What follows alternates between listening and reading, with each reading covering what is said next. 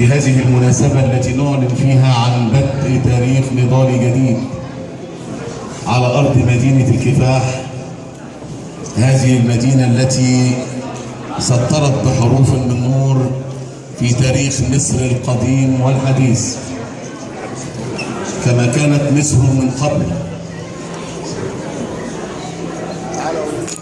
تواجه حربا ضروسا ضد الاستعمار والغزوات.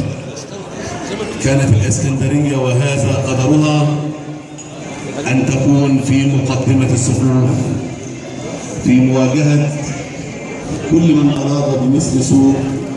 كانت الإسكندرية وأهالي الإسكندرية هم أول جمهور بواسل للحفاظ على هذا البلد مصر. تحية مخلصة من قلوب تيار الاستقلال والقادة الذين جاءوا اليوم إلى مدينة الإسكندرية. تحية مخلصة إلى أهالي محافظة